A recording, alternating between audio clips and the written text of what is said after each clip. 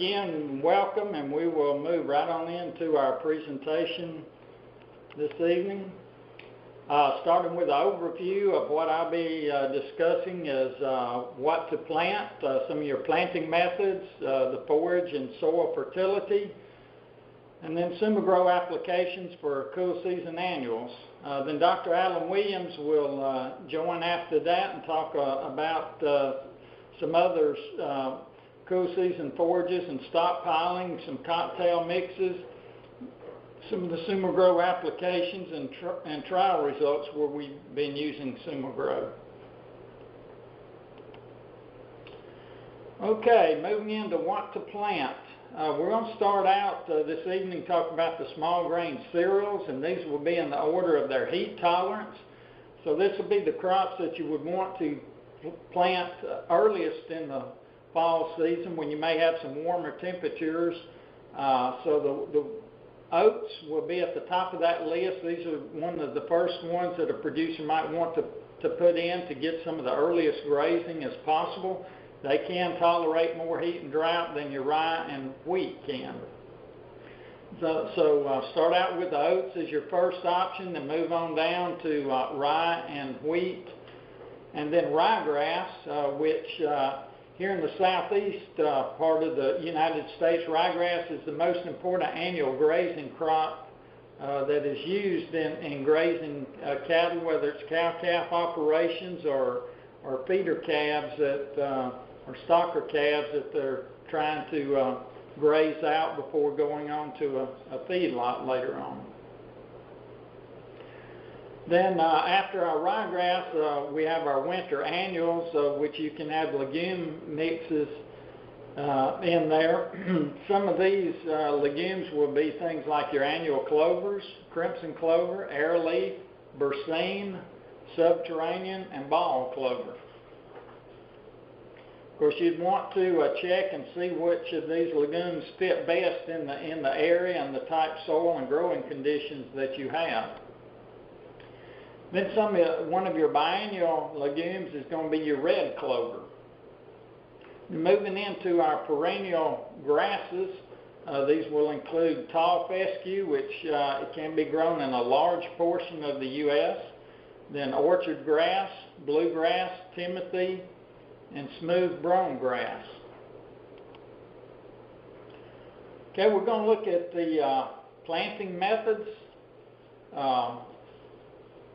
Summer fallow is one of these where you're looking at actually preparing a complete seed bed, then overseeding and sod seeding. These are three of your planting options that we'll look at.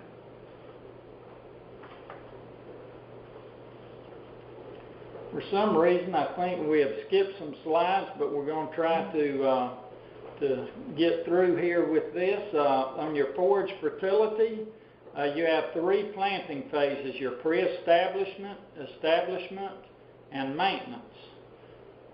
Your pre-establishment is going to be one of the most critical stages in getting your land prepared for whichever planting method that you're going to use. Okay, phase one, again, is your pre-establishment. Again, this is most critical. This is where you want to make sure that you have collected soil samples. If you have not done that before now's the time to go ahead and get those collected so that you can make any changes, such as a pH adjustment, things like that out there. Also, knowing what your basic nutrient levels are in that soil will dictate what fertilizers you're going to be needing to grow the particular crop that you're going to put out there on these soils. So soil testing is a very important part of this, in this pre-establishment stage. So this is stage one. Then we're going to move into stage two, which is your establishment. You will normally apply all of your P and K requirements just prior to planting. And then you would also want to incorporate in about 20 to 40 pounds of nitrogen in with this. Normally, for most of your crops, you're not going to apply more than 60 pounds of N in one application. That's the equivalent of about 1 pound of nitrogen per acre per day of grazing out there on that grass. If you're going to have legumes in there, these legumes will most likely need boron, so you'll need to include this on your soil sample test to see what those levels are and make sure they're up to do that. Also on your legumes, if your clover seeds are not inoculated, you will want to be sure and purchase a proper inoculant for that clover before it is actually seeded out there. Then look at pH. You should have that adjusted up to an optimal range of about between 6 and 7. If you're just growing grass crops out there, you can be up towards that lower end of your pH, which is about 6. If you're going to incorporate legumes in there, you're going to want that pH up towards the higher end of that, closer to 7. If at all possible, it's best to apply that lime if it's needed about 6 months prior to planting. That's going to give time for a portion of that lime to break down and be able to go to work for you. But if you're like a lot of producers, you've waited to the last minute to pull that soil sample, then you're not going to have much option but to go ahead and get that out. But you will still definitely get benefits from that, even if it is a fall application. You will be able to see benefits on through the latter part of the winter and early spring from that. Your phase 3 is your maintenance. This will be, again, based on your soil test and crop removal. For example, 1 ton of hay will remove approximately 40 to 50 pounds of nitrogen, 8 to 12 pounds of phosphorus, and 40 to 50 pounds of potash. Or if you're grazing steers or heifers, you're going to be taking out about 7 to 8 pounds of phosphorus and 1 pound of potash. The reason for those differences is where you have hay, you're completely removing all of that dry matter from the field. Where you're grazing your steers or heifers, these cattle are redepositing a lot of those nutrients as they graze over these pastures. So your grazing actually acts as a recycling process for returning a lot of these nutrients back to the soil. Okay, this chart is showing you approximate nutrient uptake by your forages. An example would be type grass maybe in the southeast part of the U.S. For Bermuda grass, where it would take up approximately 46 pounds of nitrogen, 12 pounds of phosphate, 50 pounds of potash. So again, these are a good bit of nutrients that these grasses are taking out. So when you do remove this dry matter as hay, then that gives you an indication of what needs to go back to the soil. A cool season like your tall fescue is going to be very similar, 39 pounds of N, 19 pounds of phosphorus, and 55 pounds of potash. So it's not a lot of difference between your tall fescue and your Bermuda grass in the uptake of these nutrients. Okay, your grass, if you have legumes added in there, when you plant these in the fall, they will benefit from about 30 to 50 pounds of nitrogen whenever you do seed this crop in out there to give those grasses a little bit of boost from nitrogen. But when it gets into the spring and these clovers are producing their own nitrogen, putting that back into the soil, then it will not be necessary to apply nitrogen where you have these legumes out there in a proper stocking rate. Also, where you have these legumes in there, it reduces your nitrogen requirements for grass by about 40 to 60% compared to where you only have, say, a monoculture of a grass that is out there. Some producers have access to manures. These can be used to help maintain your P and K levels. The only way you know what you're putting out there on those fields is to have a nutrient analysis performed on these manures. So by all means, if you have access to anything like chicken manure or other types, get a sample pool, send it to a lab, and see exactly what those levels are out there so that you'll know if it does need supplementing. All these, we're talking about fertility on these pastures with legumes and without legumes on there, where we're able to use our Grow product. We're looking at reducing your need for your fertilizer inputs by 50%. So that's a huge savings for our producers when you can reduce those amounts by 50%, because our Grow product does have the microbes in there that will help solubilize bound up forms of nutrients there and make them available for plant uptake. Soil fertility affects the quality of the forage that your animals eat. So this is a very important concept that you need to keep in mind when planning your forage program, because it does begin with the soil. The key to building a healthy soil is to understand that the soil is a biological system. You should have a soil that is teeming with life in there if you have a healthy soil. If you have a soil that, if you can't dig down and find earthworms or other types of living organisms in that soil, then you probably are very close to a completely dead soil, which is not a good thing. So we need to do everything we can to help build our soil health. Okay, your functions of microbes in the soil. Our Grow product is comprised of a large number of different strains of microbes in a very high concentration. And with the microbes in the soil, these microbes help build highways for efficient transport and storage of moisture, gases, and nutrients. So that means they help hold water and nutrients in there for plant uptake. They help decay organic matter and recycle these nutrients back into forms that plants can use. They also unlock bound chemicals such as phosphorus that's unavailable in the soil. Many times a large portion of your phosphorus, no matter in what form it's applied, it bounds up very quickly when it's applied to most soils. So the microbes that we have a lot of phosphorus solubilizers in our product that can release this bound phosphorus and potash and other nutrients there and make them available for plant uptake. And again, reducing the amount of nutrients that you would ordinarily have to apply. Okay, functions of microbes. Again, these help increase your water infiltration, improving your water efficiency, cutting down on water runoff, which carries nutrients away. Also increases carbon content and increases soil aggregate stability, which allows, again, for better air and water movement down through the soil. Also, it provides better mediation for temperature and soil moisture.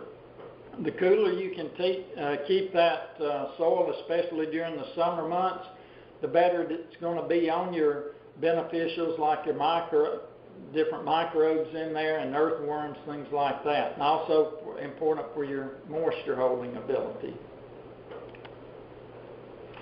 Also, microbes benefit you by releasing crop nutrients that get locked up in the soil, things like calcium, iron, and aluminum. Again, we also mentioned the phosphorus being unavailable in the soil, and these microbes can release those. They also improve soil structure, tilth, and overall productivity of these soils. So why do we need a soil analysis? What do we get out of this? Well, it can help you determine the level of nutrients that are found in your particular soil. If you don't know what you're starting with or what your crop is taking out, then you really don't have a very good way of managing your nutrients. And more times than not, you actually will be applying more than that crop actually needs. So it's very important to rely on a soil analysis to base your decisions when it comes to soil fertility. You need an accurate account of nutrient removal and replacement. So know what that crop is taking out and what you need to put back in there. Also, it helps you with crop production statistics, keeping up with these crops and then rotations, things like that, knowing what to use. So in summary, it just helps you manage your fertilizer applications. Organic matter, as we all know, is very important in the soil. It helps with soil aggregation. It provides increased pore space, increased infiltration and percolation rates, which again means less runoff and better utilization of water. Again, improving our water holding capacity. Organic matter also gives us the capacity to hold and release nutrients, better nutrient storage. It improves the overall tilth of the soil and promotes further biological activity.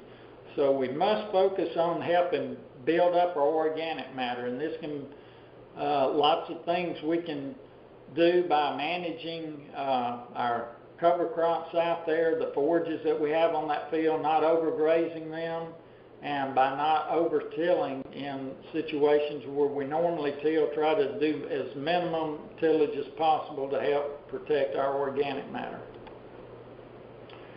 As far as water holding capacity, you can see there's a huge difference when you increase your organic matter from 1%, where you're only holding about a little over 14,000 gallons of water per acre. You move up to a 3% organic matter, you're able to increase up to 43,000. So that's almost a 30,000 gallon difference in water holding capacity per acre when you increase from 1 to 3%. So that's a huge difference. True soil balance means determining and adding the proper amount of each nutrient. Again, if you do not soil test, if you don't know what's there to start with, if you don't know what your crop's taking out, then it's going to be hard for you to balance out your soil the way it should be. Nutrient imbalance can happen more times than not. This is when you have actually too much of one of your cations in there. So too much calcium can tie up all your other nutrients, and every other nutrient out there rides over the back of calcium to get to the plant. So it's important to have that proper level of calcium, and your calcium magnesium ratio, again, very, very important. If you have too much nitrogen, it can tie up calcium and other elements, even zinc. So again, over nitrification does tie up certain nutrients and also acidifies your soil. Too much phosphorus ties up zinc and copper. Too much potassium ties boron and magnesium. Okay, when we get down to SemiGrow applications, I'm going to talk some about the benefits of our SemiGrow product, and these may include increased yields, which we see on not only our forages, but row crops, vegetable crops, things like this where we're using it. So you can expect increased yields even with a reduction in fertilizer inputs. Again, this is very important because our SemiGrow product does perform best when you have a reduction of up to 50% of your normal fertilizer inputs. Again, this depends on a balanced soil, and again, you need a soil test to get that right. Also, our SemiGrow product can help increase nutrient value there in your forages. We would expect, and we've seen this in a lot of analysis, forage analysis, where we're increasing the crude protein and the TDN, the total digestible nutrients, which means a higher quality forage that your cattle will perform better on. Gives you better water utilization by helping hold water and nutrients there, and that helps your grasses recover from stresses a lot better, whether it's cold weather, dry weather, things like that. Your application rates and timing, again, these will vary with crops, but kind of as a general rule, we talk about reducing your fertilizer by 50%, and this is based on the soil analysis and having your soils balanced. We're looking at about a half a gallon at planting or spring green up, then a half a gallon about 4 to 8 weeks after growth begins. If you have hay fields, We recommend starting with about a gallon at spring green up, followed by a half gallon after that second cutting. So I'm basing this on about a cutting every 30 days. So you're going to put that gallon out in about 60 days. Hopefully you've finished your second cutting. Come right in behind that cutting with another half gallon of our product on there. And this will help, again, release a lot of your bound nutrients out there, and you can, again, reduce that fertilizer significantly. Okay, we're going to turn it over to Dr. Alan Williams. Now that concludes the first part of this talk, and Dr. Williams will pick up with his session here and go from there. So we, again, like to welcome Dr. Alan Williams. He is an agricultural consultant that works with us here and helping conduct a lot of our trials. Significant work he's done with a lot of our forage crops all over the U.S. and getting great results from that. So this time, Alan, we're going to let you take over. We appreciate you being with us this evening. Give me just a second, Alan, and let me find you so I can unmute you. There you are. Can you talk now? Okay. Can everybody hear me? Yes. Okay, good deal. Well, good evening, everyone. Appreciate you joining the webinar tonight. For the second half of this presentation, I'm going to start with covering some information about cocktail forage mixes. We just got back from the Grass-Fed Exchange Conference up in Bismarck, North Dakota, and there was just a wealth of excellent information that was presented there concerning soil health, building soil microbial populations, and soil organic matter. With that conference, we have both a farm and ranch tours and 2 days of presentations, and we ended up with over 400 people on the farm and ranch tours alone. And again, all of that was centered on cocktail mixes in your forage species, particularly for your annual plantings, and soil health and soil organic matter. So the interest is increasing very dramatically. So let's talk a little bit about biological primers. And a biological primer is just simply a diverse cover crop mix that enhances the life and function of the soil.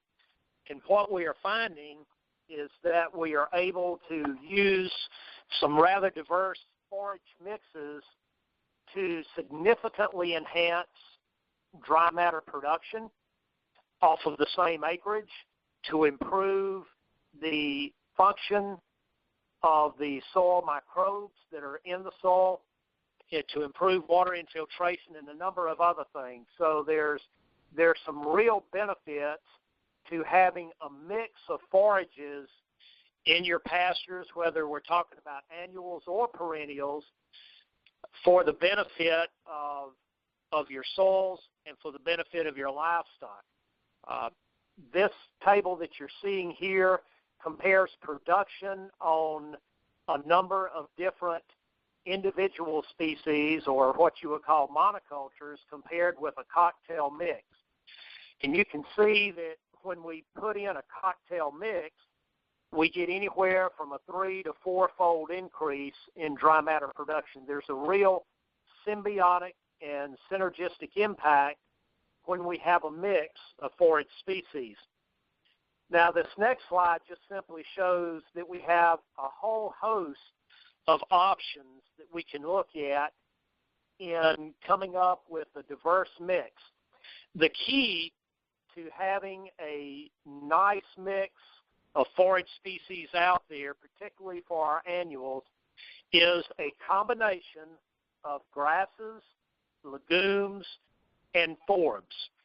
So we really want to combine all three of those in the mix. The reason being is because we get a symbiotic relationship when we combine all three different, very different types of species versus just having monocultures or having all grasses or just simply grasses and legumes. So the benefit is tremendous.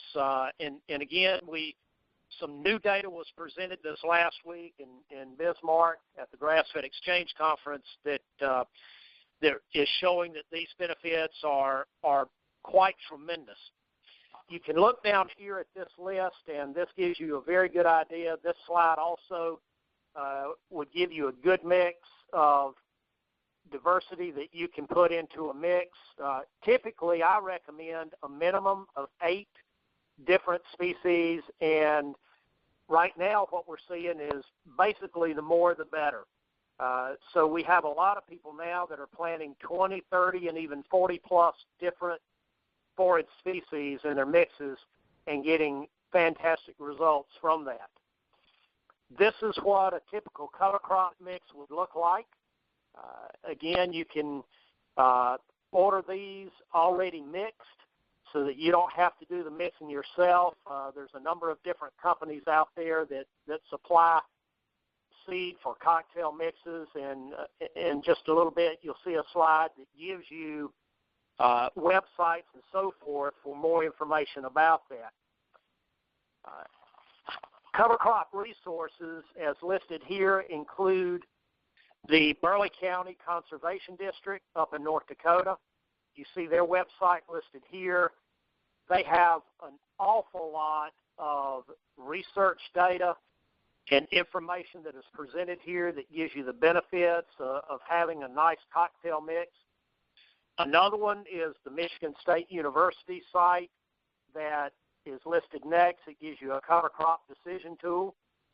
And then there's also the USDA Agricultural Research Service site from their research center located at Mandan that provides a cover crop chart that allows you to be able to easily look at your various options.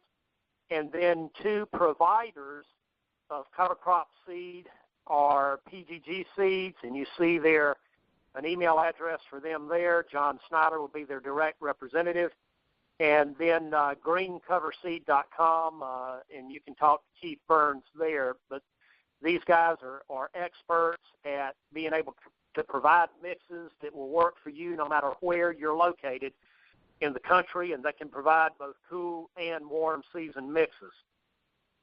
This is a typical cover crop chart that you will see, and again on that Mandan website, they have this chart here, and you can look across and look at your options in terms of grasses, legumes, broadleafs, and so forth. This would be a typical warm season mix that we would use across really a rather broad section of the United States. We have found this warm season mix to work well anywhere from the upper Midwest to the northwestern United States down into the southeast. So again, these mixes are rather adaptable to a very large region and a large array of climates and growing conditions. This particular mix that you see here for the warm season provides a number of legumes that allow for nitrogen fixation. It provides a lot of tall grazing grasses like the sorghum Sudan and the grazing corn, as well as tillage forages such as the grazer radish, and very deep-rooted forages that will reach down and pull up minerals from deep into the soil and bring them up to the top layer of soil and into your plants, as well as provide expanded growth area for your microbe population. This would be an example of a warm season cocktail mix and what it looks like. We saw this firsthand up at the conference last week. And on the particular farm that we visited, looking at these cocktail mixes, this was Gabe and Paul Brown's farm near Bismarck, North Dakota. And Gabe and Paul Brown are both, gurus in these cocktail mix usages and categories. But they had been extremely dry with less than an inch of rain the entire summer at their particular ranch. And yet this cocktail mix was still growing very well. Now, they didn't think it was growing well, but when we compared it to many other regions of the country, they still had quite a bit of dry matter available there, and they were getting ready to put their cattle on it for intensive rotational grazing. This slide shows you a typical cool season cocktail mix, and it consists again of a combination of legumes for nitrogen fixation, of grasses, and you'll notice that we include a combination of grasses here that include small grains such as forage oats and barley and ryegrass. The reason for that is this greatly extends your cool season grazing period. The forage oat will establish themselves very quickly and also are much more heat tolerant than the barley and the ryegrass, and will allow you to be able to get some early grazing in until the barley and ryegrass come on, and then the barley and ryegrass can carry you on through the rest of the cool season. It also includes a number of deep-rooted species that, again, allow you to be able to tap into those minerals that are much deeper in the soil and to pull them up and make them bioavailable to the plant and to remineralize the top several inches of your soil. This is a very good example of a cool season cocktail mix. Again, in here you can see the oats, you can see the barley, the ryegrass, you can see a lot of winter pea, there's some vetch in here, a number of things that provide extremely high quality grazing throughout the cool season. This is an example of the tillage radishes that I was talking about earlier, or what we call the grazer radish. These radishes are excellent nitrogen storage tanks. They put a root or a tuber very deep into the soil. They act to decompact the soil.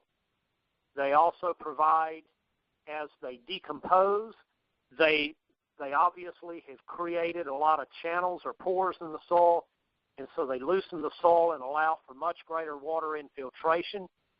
The other thing that these radishes will do, and the turnips will as well, is they will retain a very high quality nutrient profile even after hard freezes. So you can go in and graze your cattle after hard freezes if we're here in the south, or even in the snow up north, and your cattle can still get a very high level of nutrition off of these grazer radishes and turnips and vetches and other forages. This particular slide gives us an excellent example, and again, this is data collected by the USDA NRCS, but this was from some direct research that they were doing cooperatively with a private rancher, and they found that as we were able to increase microbial activity in the fields, in the pastures, that we significantly increased dry matter production, crude protein, and TDN in those forages. And on this table, you can see that we're comparing high microbial activity fields to low microbial activity fields, and these fields were actually side by side. They were both managed for high and low microbial activity, and you can see that if you increase that soil microbial activity, you get significantly better production. So oftentimes on the exact same acreage, improving your productivity is simply a matter of being able to improve microbial population and activity. Now, before I move into winter stockpile and talk about that, I just want to mention here that one of the things that we've been noting in our trials, and one of the things that was talked about by several of the presenters at the conference last week in North Dakota, is that when we increase that soil microbial population and have an effective population there, we are seeing a number of very positive things happen. And there's quite a bit of data and evidence to support this now. Number one, we're seeing a significant improvement in soil porosity. I've been taking a lot of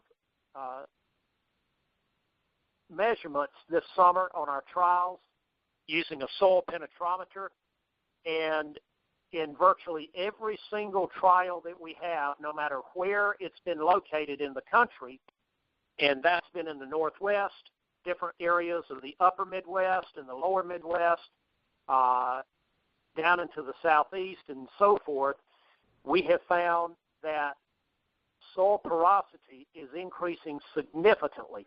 And that's no matter what type of soil we have the crops growing in, and no matter what type of crop we have growing. So that's one of the things that we've noted this year is a significant increase in soil porosity. We have noted a significant increase in water infiltration and water retention. We have also noted significant increase or improvements, I should say, in soil temperature. Where we have a higher soil microbial population, we are noting lower soil temperature. That is very beneficial to moisture retention in the soil, microbial activity, and to plant growth and performance and health. So anytime we can lower that soil temperature in the summertime and warm it up in the wintertime, we're going to see significant benefits. And we are seeing both of those impacts with an improvement in soil microbial population. The other thing that we're noting this summer is that we are also seeing some very definitive soil pH buffering where we have an effective soil microbial population. I've been using a soil pH meter to take routine measurements throughout our trials this year. And again, it is very, very consistent that where we have the Sumigro applied and have a good soil microbial population, we are seeing a significant improvement in soil buffering capacity in terms of our pH compared to the controlled treatment. Another thing that we're noting, and again, many other presenters at the conference noted this as well, but as we improve soil microbial population, we are improving the ability of our forages to be able to withstand hard frost and freeze. So we're increasing frost and freeze tolerance in all of those forage species. Data that was presented last week indicates that improvement in frost and freeze tolerance is allowing us to be able to extend that fall grazing season another 30 to 60 days before we have any significant impact from hard freezes. That's very significant. If we can extend our grazing season another 30 to 60 days into the winter, that's another 30 to 60 days that we're not supplementing them with hay, with other supplemental feedstuffs, that type of thing.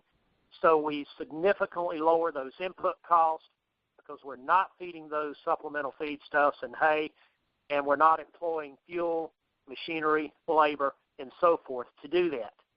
The other thing that we're noting is that with an effective soil microbial population, when we get into the very early spring, our soil where we have a stronger microbial population is warming up faster. So the grazing periods or the grazing season in the springtime is starting earlier where we have a strong soil microbial population versus our controls. And again, that's of the same magnitude as what we saw on extending the grazing into the winter. We're starting another 30 to almost 60 days earlier in the spring on that forage growth and regrowth and the ability to get on it with our livestock and start grazing.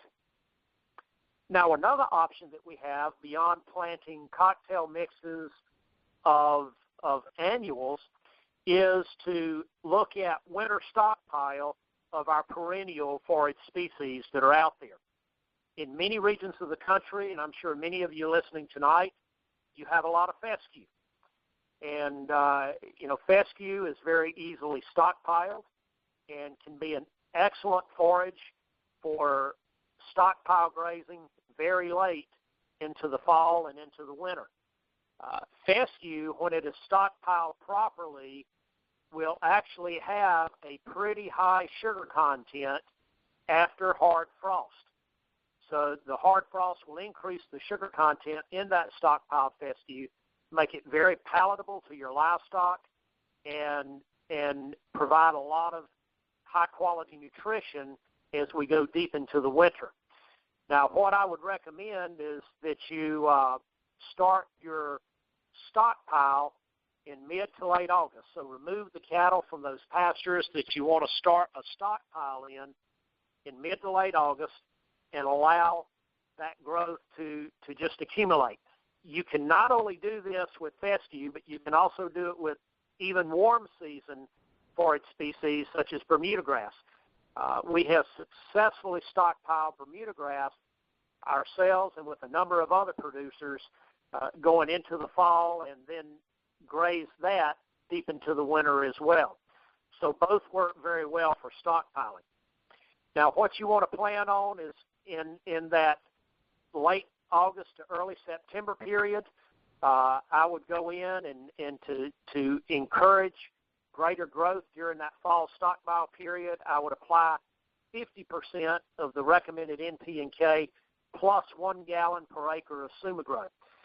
This will, again, establish a strong microbial population and provide all the nutrients that your plant needs to get them an excellent start to that stockpile.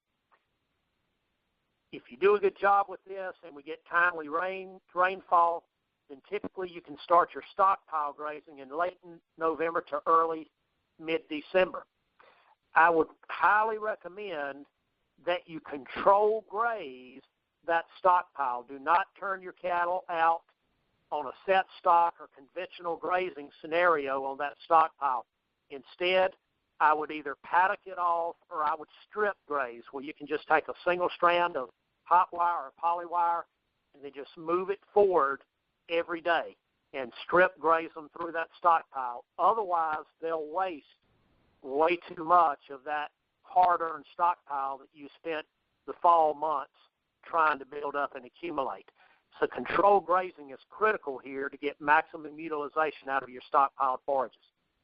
And then in the early spring, at green up, I would recommend going in again to encourage that spring growth. Apply 50% of your recommended NP and K and a half a gallon per acre of Sumagrow to again reestablish a strong microbial population. Now, to go through some trials that we have conducted, just to give you a good idea of what we have seen, we conducted a trial in Kansas where we compared conventional nitrogen to broiler litter and to Sumagrow microbial formulation. And you can see the rates at which we applied each here. These treatments were applied in early May, and we measured, one of the things that we measured was our Brix content. Brix, or B-R-I-X, is simply a matter of dissolved solids in the sap or juice of a plant, and these dissolved solids are comprised of plant sugars, proteins, amino acids, minerals, lipids, and pectins. And basically that means Brix is a measure of total nutrient density per gram of dry matter in our forage. So the higher the Brix, the higher the energy, the higher the protein, the higher the minerals, the higher the total nutrient density per gram of dry matter. If we look across here at our three different treatments, when we looked at white clover, we saw that throughout the growing season, with the green bar being the Sumagrow, the blue bar being the broiler litter, and the red bar being the nitrogen, we found that our Brix was significantly higher when we had the Sumagrow applied across the entire grazing season from May to mid-October. With red clover, in the first 30 days, we didn't see any difference in Brix among treatments, but after the first 30 days, the differences started showing up, and for the duration of the grazing season, we had significantly higher Brix and red clover in the Sumagrow-treated pastures versus the broiler litter and the nitrogen-treated pastures. Same thing in the fescue, very little significant difference in the first 30 days, but after that, after the microbes had a chance to fully establish themselves. Again, we saw a separation with the Sumigro-treated fescue having significantly higher Brix content throughout the remainder of that grazing season. And again, here, the same type of result were experienced with Bermuda grass. In terms of dry matter yield per acre, we had 2 replications in this particular trial. In replication 1, we found that we had a 62% increase in dry matter yield per acre where we incorporated the microbes, and in Rep 2, a 23% increase. Even more importantly, we found that we significantly extended our grazing days through that grazing season. In the Sumigro-treated pastures compared to broiler litter-treated pastures, we had 21 more grazing days and a 150-day grazing season. And then comparing the Sumigro to the nitrogen-treated pastures, we experienced 33 more grazing days. Now, one thing that's very, very important in terms of managing your soil microbial population for optimum performance and benefits, and managing your forages and your soil moisture to produce optimum benefits, is to keep a cover on that ground. Do not graze your pastures down real tight. When you do this, you expose the soil to those hot temperatures from the sun. You get significantly increased water evaporation from the soil and transpiration from the plants, and you increase that soil temperature. This causes your microbes to want to go down deeper into the soil to find cooler, moisture soil, and therefore you don't get as good a benefit. So keep a cover on that soil. This tremendously aids plant recovery from grazing and allows you to be able to go back and regraze much quicker. And you can see here in this slide, these soil temperature measurements were taken the exact same day in the middle of the summer. This was July of 2012. And you can see in the temperatures were taken less than a quarter of a mile apart. You can see that where we had a nice cover and shading to the soil, our soil temperature was 87 degrees. Where we had exposed bare soil, that soil temperature was 107 degrees. Now, this is what happens when you have variation in soil temperature. At 70 degrees soil temperature, 90% of the moisture in that soil can be used for plant growth. If that soil temperature goes up to 100 degrees, only 15% of that available soil moisture is then used for growth. The remaining 85% of that moisture is lost through evaporation and plant transpiration. If that soil temperature reaches 130 degrees, you've just lost 100% of your moisture through evaporation and transpiration, and at 140 degrees, your soil bacteria will actually die. So keep a cover on that soil. This is an example of recovery period of forages dependent upon how severely you graze and crop down your forages. If you look up at the top bar there at scenario A, you'll notice that if we let our livestock come in and take those forages, crop them close to the ground, 1 to 2 to even 3 inches, then we have significantly delayed regrowth of that forage so that we can come back and graze it again. One of the primary reasons is because we have clipped off the majority of the leaf material, and that plant has very little photosynthesis occurring for regrowth for a period of time. But look below the soil surface. The other thing that we're doing is we're cropping those roots. When we allow our livestock to graze down tight, we're not only harming regrowth of the plant above the ground, we're also harming root growth below the ground. We get a lot of root decay and root death below the ground, and it takes a significantly longer period for both the roots to grow back to provide nutrients to the plant, and then for the plant itself to grow back. So if we look at scenario B, you'll note that if we plan our grazing and our rotations so that we take only about 40 to 50% of the available forage every time we move through a pasture, we have much more rapid regrowth, and we have very little impact on on root growth below the soil surface. Okay, at AESLAND Farms at Prairie, Mississippi, Chuck mentioned that we're going to have a field day there September 10th and 11th to look at results from field trials. But at AESLAND Farms, and we did some studies last year looking at 4 replicated treatments. We applied a half-gallon per acre of Sumagrow, a half-gallon per acre of Sumagrow combined with 50% of the recommended fertilizer, then 100% fertilizer, and then a control. All of these treatments were applied in mid-April. We put out yield cages in each of the replicates and each of the treatments, collected dry matter samples every 45 days, and measured Brix weekly. We applied all the treatments with a cluster sprayer, so quite simple to apply. You can apply with a cluster or boom sprayer without any problem. These are some of the Sumagrow treated pastures that you see here. This was approximately 3 weeks after treatments were applied. Here's some of our results. We found that where we incorporated the Sumagrow, either Sumagrow alone or Sumagrow with a 50% reduction in fertilizer, we had significantly higher dry matter yields compared to our 100% fertilizer or the control where nothing was applied. And if you look at the economic value difference, we found that we had a significant difference or advantage for both of the Sumagrow treatments over the other treatments.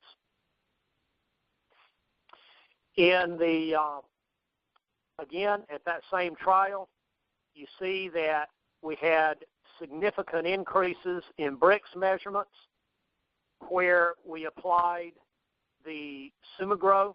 And yes, I see the question, the dry matter yields are per acre. Okay, those are dry matter yields per acre. And we did a single application of all the treatment. So every treatment was a single application for this particular trial. But again, in this one, you see that we had significant improvement in Brix over the fertilizer treatment and the control.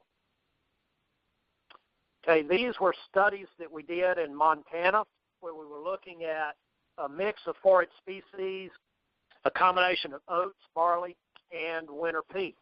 And you can see here the oats, barley, and winter pea growing. This is in southwest Montana near Sheridan. And these were the results from 2011. We had Sumagrow applied at a half-gallon per acre at the beginning of the growing season. This would be mid-May when the oats, barley, winter pea were planted. We also applied Sumagrow at the rate of 1 gallon per acre, and then a fertilizer that is used quite commonly in that part of the country called DRAM at 1 gallon, and actually that's a misprint. That would be 4 gallons per acre of the DRAM applied. You'll see that in Field 1 and Field 2, we did have yield increases where we incorporated the Sumagrow. In Field 1, they had significant flooding. This was in a river bottom, and that impacted the yields. They typically have similar yields in Field 1 and Field 2. So for this particular year, Field 2 was certainly much more representative of their typical yields. So you can see that we had a significant increase in dry matter and a significant advantage in terms of the value per acre of that dry matter. There were 3 replications per treatment in this particular study. Okay, in 2012 we did the same thing. Again, looking at the Sumagrow treatment, and this was Sumagrow, a half gallon per acre applied with 50% of the recommended fertilizer, and then Sumagrow, 100% fertilizer alone. Again, 3 replications per treatment here in this particular study. We found that where we incorporated the half gallon per acre of Sumagrow along with a 50% reduction in recommended fertilizer rate, we had significant increases compared to, particularly in field 1, compared to our control. However, what we did find is that when we reduced our fertilizer requirement by 50%, we ended up with a significant value per acre increase by reducing fertilizer and incorporating the microbes. In Alabama, we looked at 2 treatments, again replicated, one using Sumigro at 1 gallon per acre, applied at green up, and then a combination of fish oil, sea salt, and liquid calcium mix at 4 gallons per acre. This was applied on Bermuda, fescue, Dallas grass, crabgrass, and clover pastures. In this particular trial, we see that Brix was significantly higher compared to the control. And we also had a significantly higher dry matter yields and better value per acre where we incorporated the microbes and the Sumigro versus our control. In Pennsylvania, again, making a single application of Sumigro at green up and a single application of our fertilizer or our control, we found that we had significantly higher Brix where we incorporated the Sumigro compared to the control. We also had significantly higher dry matter yields per acre where we incorporated the microbes versus the control fertilizer. In Virginia, we had, and this would be in north central Virginia, just east of the Shenandoah Valley, we had 5 different treatments that were incorporated in a replicated trial here. Again, we had 3 replications per treatment. In this particular study, we had a control with nothing applied. We had NPK applied at recommended rate based on pre-test soil analysis. We had broiler litter applied at the rate of 2 tons per acre.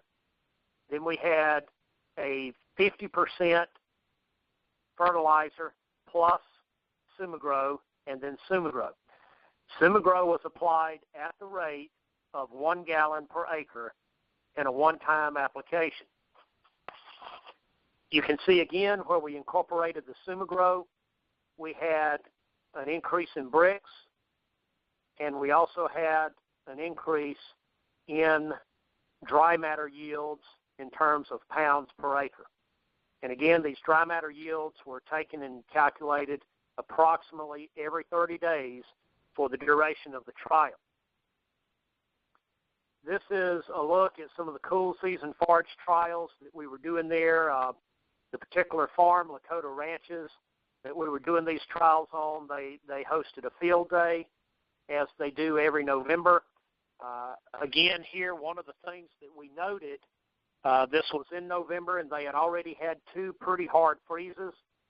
And we noted that in the fescue clover pastures and in the ryegrass clover pastures, that we had significantly less frost and freeze damage to our forages compared to the NPK-treated forages.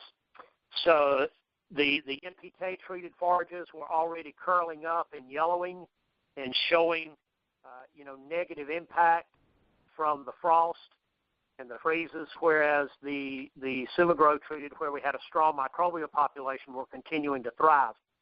I see, okay, that question has been answered about the humic folic acid content in the Sumigro. Yes, it is 12%. Okay, these are the dry matter yields in the Virginia cool season forage trials. Again, you can see where we incorporated the Sumigro compared to the NPK and the control. We had a significantly greater yield. This is our forage analysis.